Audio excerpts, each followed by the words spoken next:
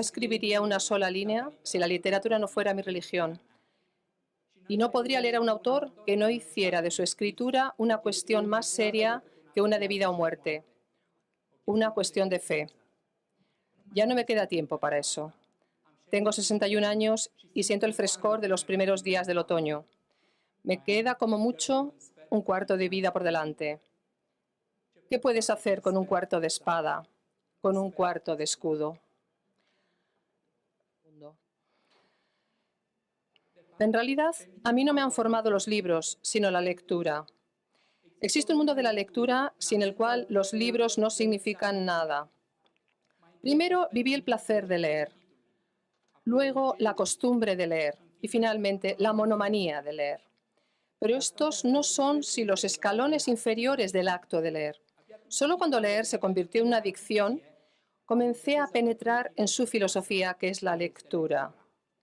En el mundo de la lectura ya no lees libros, sino que vives bajo su inmensa bóveda, que está construida con libros, pero que los supera, tal y como una catedral es mucho más que las piedras que la forman. Al pasar del leer a la lectura, se puede afirmar que das el paso del albañil al arquitecto. Cuando lees de forma genuina, como los niños, los adolescentes y la mayoría de los adultos, eres como un turista que, sin guía, entra en una iglesia barroca. Admira, o cree admirar, el detalle de una escultura de pórfido o una taracea de madera dorada. Aquí un santo envuelto en una armadura deslumbrante con un estardante en la lanza. Allí una virgen llorosa o la lacería en logal de la nave. Una bóveda gigantesca con una oscura alegoría. Pero sin una vida impregnada de cultura, sin el conocimiento de los símbolos básicos ligados al cristianismo, a la historia, a la arquitectura e incluso a la ingeniería, no podrás percibir jamás el conjunto religioso y artístico de esta iglesia, que es una mónada y no una acumulación de objetos. La paradoja reside en que para llegar a la cultura, para verla desde el interior, tienes que haber estado ya en ella. Esto no debería desanimarte. El paso de leer a la lectura no es difícil, aunque sea un salto sobre un abismo enorme. Un buen día lo das, o mejor dicho, te das cuenta de que lo has dado, sin saber ni cuándo ni cómo. Tal y como una mujer embarazada no participa de forma consciente en la formación del feto en su vientre.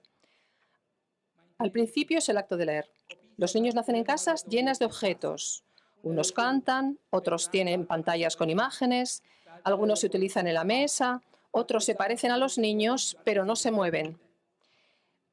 Entre esos cientos de objetos hay también algunos, colocados en baldas, que parecen no servir para nada.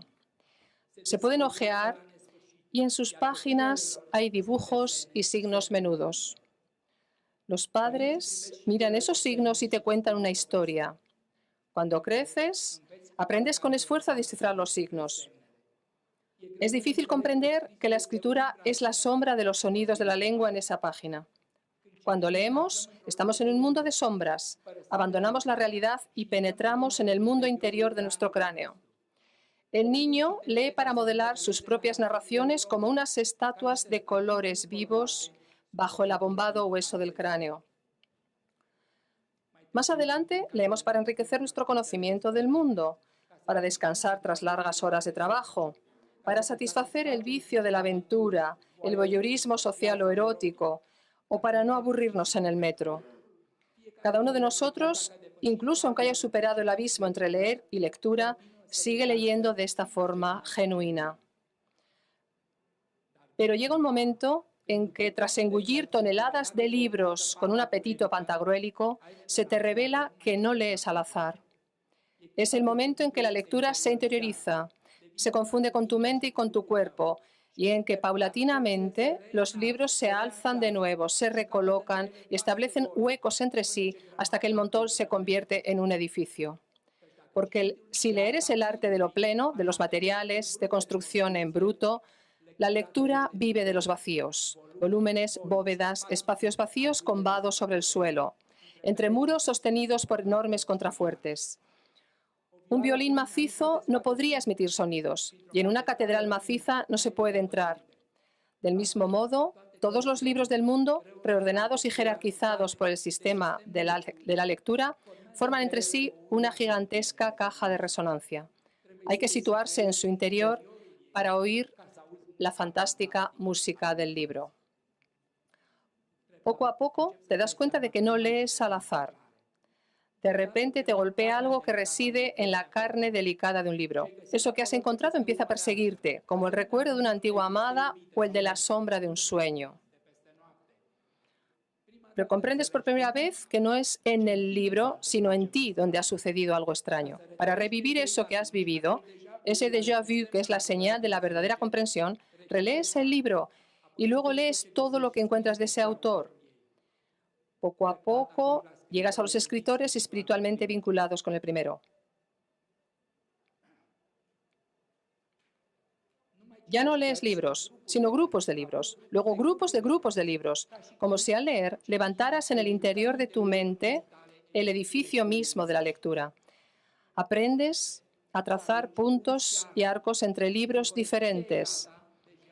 Y cuando tu edificio está listo, él es tu propio cráneo, en cuya faz interna, con letras minúsculas de los que escriben la Biblia en un sello, está escrita toda la literatura. Solo cuando ya no lees libros, sino que lees la propia lectura, comprendes que la lectura eres tú mismo y que no has encontrado en ningún libro nada que no estuviera en ti desde el principio.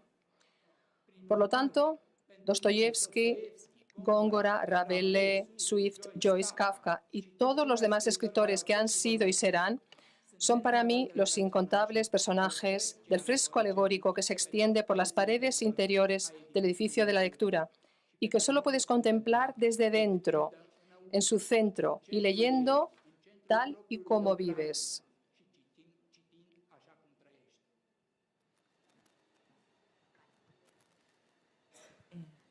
Gracias por haber venido. Estoy emocionada. ¿Qué puede haber después de Solenoide?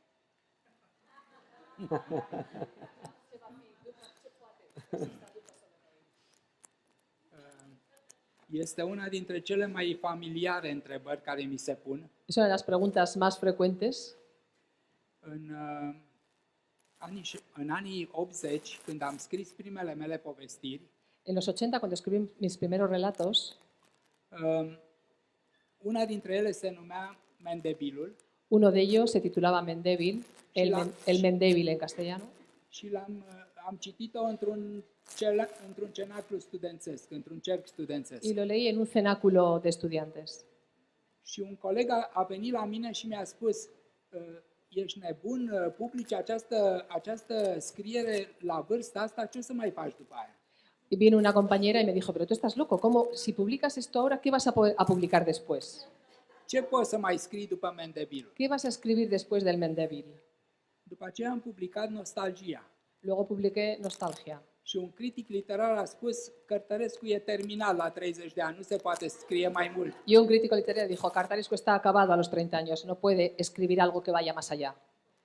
Când am terminat trilogia Orbitor, după 14 ani de lucru, Cuando acabé la trilogía Cegador, al cabo de 14 años de trabajo, cel mai important critic român a spus: există viață după Orbitor? el crítico romano más importante dijo, ¿existe vida después de Cegador?